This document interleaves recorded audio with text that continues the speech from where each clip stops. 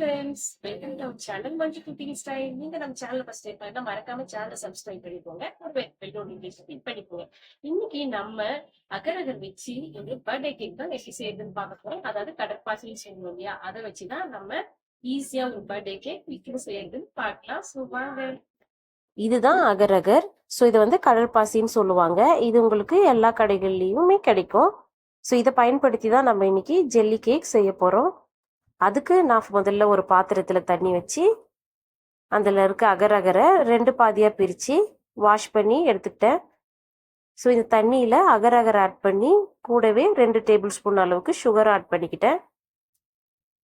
இது நல்லா கொதிக்கும் போது அந்த அகரகர் தண்ணியில் கரையும். இப்போ 1/4 tablespoon food colour, pineapple essence add பண்ணிக்கிட்டேன் ஃபார் ஃப்ளேவருக்காக தான். இப்போ இது நமக்கு கரைஞ்ச உடனே ஒரு மோல்டில் ஊற்றி ஃப்ரீஸ் பண்ணிக்கலாம். நான் கார்னிஷ்காக ஃபோமோகிரான் போட்டிருக்கேன். நீங்கள் எதுவுமே போடாமலும் செட் பண்ணலாம், நல்லாயிருக்கும். இப்போது திரும்ப அதே பாத்திரத்தில் அகர் அகர் போட்டு சுகர் போட்டு மிக்ஸ் பண்ணிக்கிறேன். இது வந்து நான் செகண்ட் லேயராக ஆட் பண்ணுறதுக்காக பண்ணுறேன். ஸோ இப்போ ஆல்ரெடி பாலை நான் நல்லா கொதிக்க வச்சு காய்ச்சி வச்சுருக்கேன். ஸோ அந்த பாலை ஆட் பண்ணிக்கிட்டேன்.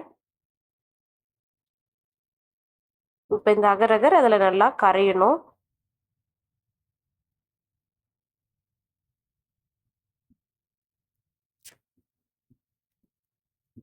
கூடவே ஒரு டேபிள் ஸ்பூன் அளவுக்கு வெனிலா எசன்ஸ் ஆட் பண்ணிக்கிட்டேன். ஸோ வெனிலா எசன்ஸ் ஆட் பண்ணுறதுனால நமக்கு கேக்கோட ஃப்ளேவர் கிடைக்கும், அதுக்காக தான். ஸோ இப்போ இது கரைஞ்சிடுச்சு. நம்ம ஆல்ரெடி ஃப்ரிட்ஜில் வச்சுருந்தோம் இல்லையா, அந்த லேயர் வந்து இப்போ நல்லா செட் ஆகிருக்கு. இப்போ இதுக்கு மேலேயே செகண்ட் லேயராக நான் இதை ஊற்றிக்கிட்டேன். இப்போ இதை நம்ம ஒரு 20 நிமிஷம் ஃப்ரிட்ஜில் வச்சு செட் பண்ணிக்கலாம். ஸோ இந்த கேப்பில் நான் விப்பிங் க்ரீம் ரெடி பண்ணி எடுத்துக்கிட்டேன். ஸோ வந்து இது ஒரு கார்னிஷ்காக தான். நம்ம வந்து இப்படியே இதுவே போதும்னா நம்ம இப்படியேவும் சாப்பிட்லாம்.